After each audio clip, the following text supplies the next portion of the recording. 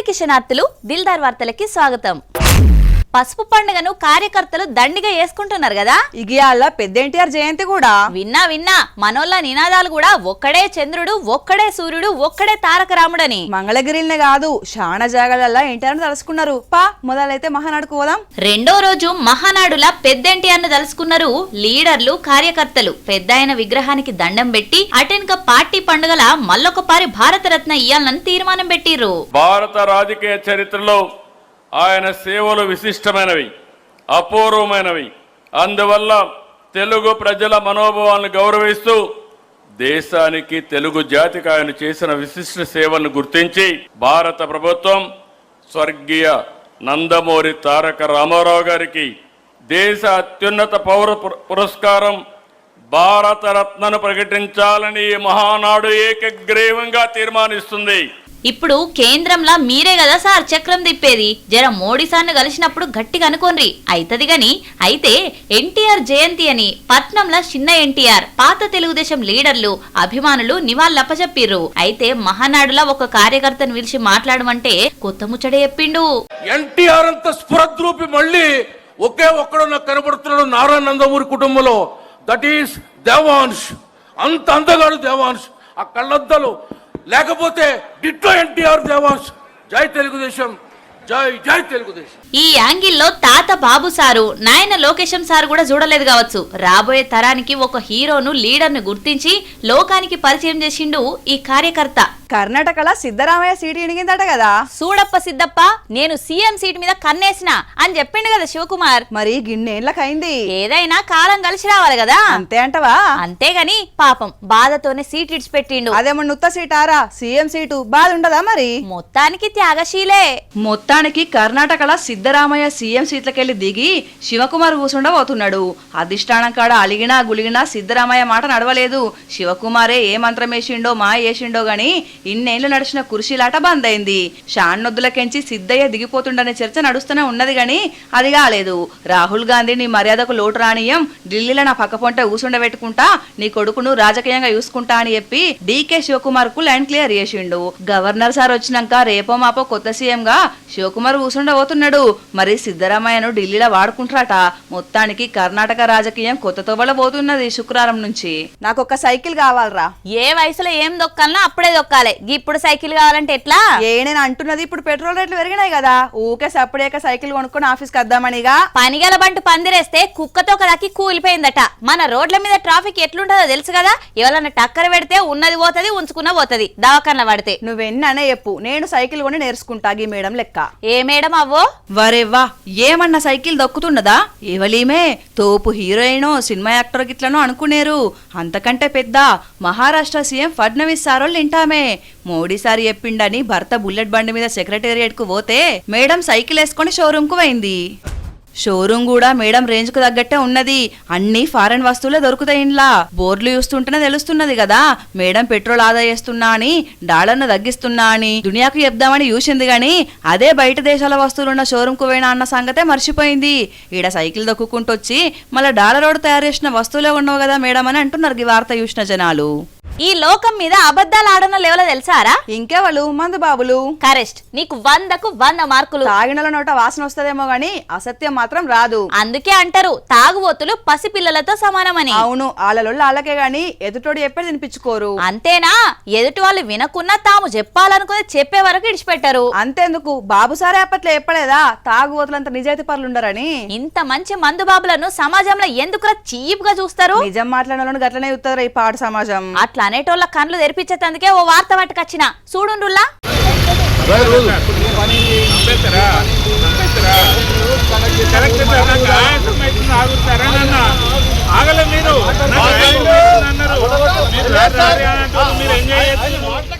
అయ్యో ఆయాసం వస్తుందట, ఆగుని సార్.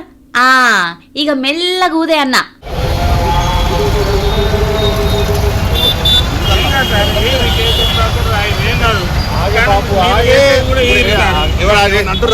అంటలేం సార్. మరి ఎందుకే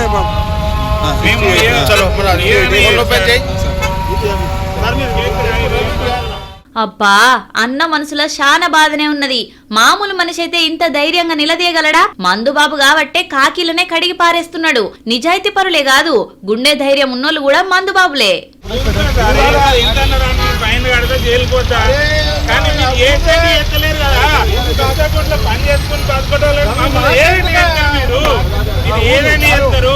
పెద్ద పెద్దోళ్ళకైతే మంచిగా మంచిగా ఆచరాలను అవును సార్ దొరకడతారు సార్. పెద్ద పెద్దోడు ఎవడో ఏదేదో తప్పు చేస్తారు ఇబ్బంది దొరకబడతారు మీరు. ఎందుకంటే అప్పుడు మీ డిపార్ట్మెంట్ కాదు, అప్పుడు మీ డిపార్ట్మెంట్ కాదు అది. అప్పుడు చూసిండ్రా తెగింపు, కేసు రాసుకోండి జైలుకైనా పోతా అని అంటున్నాడు. జైలుకు తర్వాత పంపుతారు గాని ఇక ఇంకో అన్న కాడికి పోదాం పారి. ఆవేశపడకు బాబు, కోఆపరేట్ చేయకపోతే ఇబ్బంది అవుతుంది. అట్లా కాదన్నా, ముంగల్ కూదు పోలీస్ సార్ చెప్పినట్టు ఊదు, సరేనా? అట్లా కాదు, నువ్వు లగాయి చూడే అవసరం లేదు.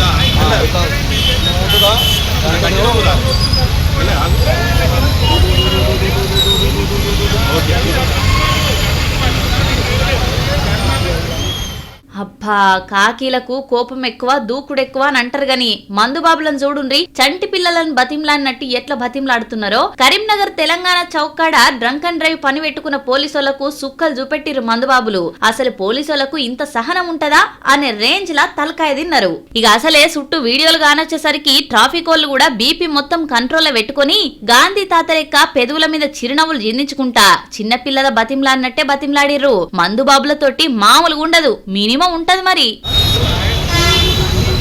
అట్లా కాదు, నువ్వు లగాయి చూడే అవసరం లేదు.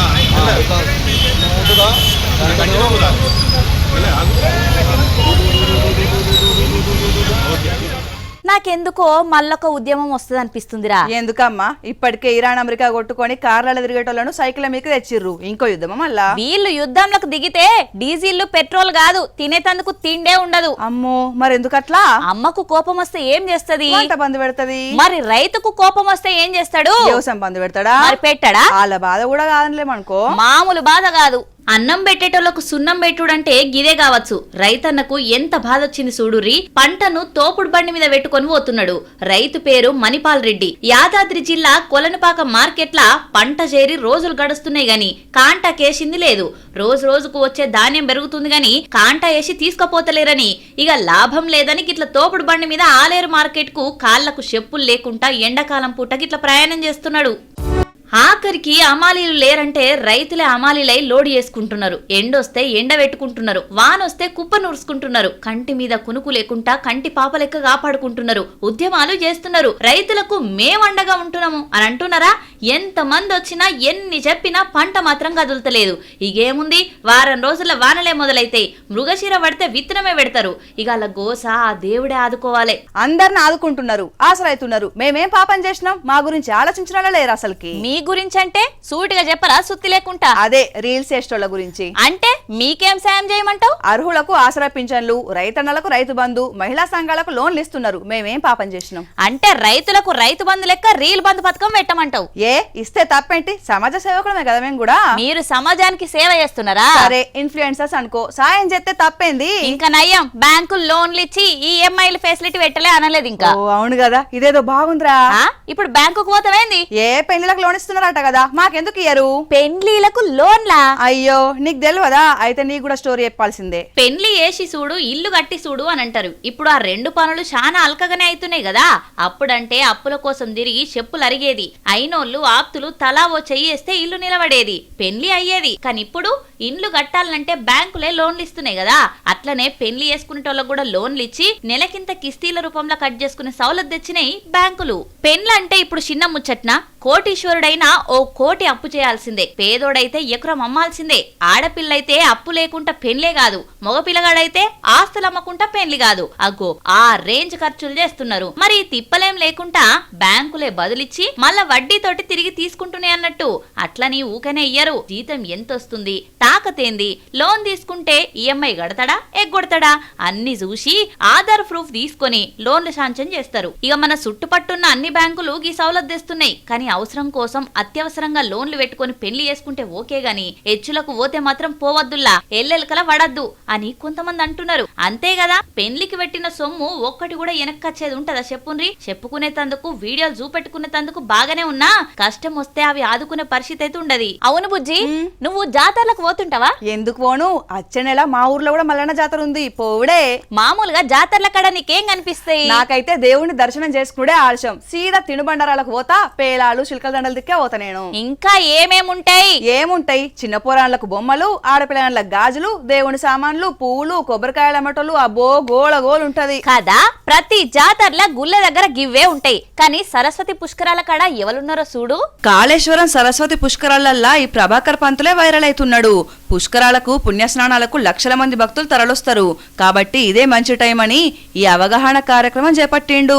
మత్తు పదార్థాలకు పిల్లలు బానిసలు కావద్దు, బతుకులు బర్బాద్ చేసుకోవద్దు, అట్లాంటి చెడు అలవాట్ల వల్ల ఇల్లు ఒళ్ళు రెండు గుళ్ళైతాయని చెప్పిండు. అట్లనే రోడ్డు భద్రతా నియమాలు పాటించాలి, ప్రాణాలు కాపాడుకోవాలి, క్షేమంగా ఇల్లు ఏరాలని అవగాహన కల్పిస్తున్నాడు. సరస్వతి నదికి జరిగే అంత్య పుష్కరాల సందర్భంగా భక్తులు జనాలు బాగా వస్తారన్న ఉద్దేశంతో ఇక్కడికి వచ్చి ఒక లక్ష్యాన్ని ఏర్పాటు చేసుకొని ప్రణాళికాబద్ధంగా కృషి చేసి తల్లిదండ్రులు మరియు గురువులు ఈ సమాజానికి మంచి పేరు తీసుకురావాలని కోరుకుంటున్నాను. అలానే రోడ్డు భద్రతా నియమాలు పాటించాలి. రోడ్డు భద్రతా నియమాలు పాటిస్తూ క్షేమంగా గమ్యాలను చేరుకోవాలనే ఉద్దేశంతో నేను ఇక్కడ అవగాహన కార్యక్రమాలు నిర్వహిస్తున్నాను. ఈ ప్రభాకర్ సారు సూర్యాపేట జిల్లా గోరంట్ల పెద్దబడిలా తెలుగు పంతులుగా కొలువి వేస్తున్నాడు. కానీ సామాజిక కార్యకర్తగా ఇట్లాంటి అదనపు బాధ్యతలు కూడా నెత్తికెత్తుకున్నాడు. జయశంకర్ భూపాలపల్లి జిల్లా కాళేశ్వరం సరస్వతి అంత్య పుష్కరాలల్లా ఈ బోర్డులు పట్టుకొని వచ్చిపోయే భక్తులకు అవగాహన కల్పిస్తున్నాడు. ఇట్లాంటివి చూసి 10 మంది మారినా ఒక కుటుంబం బాగుపడ్డా, ఒక్క పణ నిలబడ్డా చాలు గానుల్లా. ఆ పుణ్యం సారదే కదా. మీరు గ్రేట్ ప్రభాకర్ సారు అని అంటున్నారు సార్ ఆరాటం చూసినోళ్ళు. కుక్కకు బొక్క ప్రాణం కదరా? అబ్బో మామూలు ప్రాణం కాదు. ఎవరింట్లో షియ్యకూర తింటున్నారో వాళ్ళింట్లో అందరికంటే ముందుగానే పోయి మురకలుగుతుంది. పుసుక్కున కుక్కకు కాలీఫ్లవర్ ముక్కలో వంకాయ ముక్కలో వేస్తే షీ పాడుగాను అని వాళ్ళ ముఖం చూడకుండానే వెళ్ళిపోతుంది. ఇంత బతికి కుక్కలు వంకాయ ముక్కలు తింటాయా ఎప్పు? అసలు వెజ్ అంటే కిలోమీటర్ దూరం పోతాయి కదా కుక్కలు. అవును. మరి గీ కుక్కేందిరా ఆకులాలంలో తింటుంది? ఎక్కడా?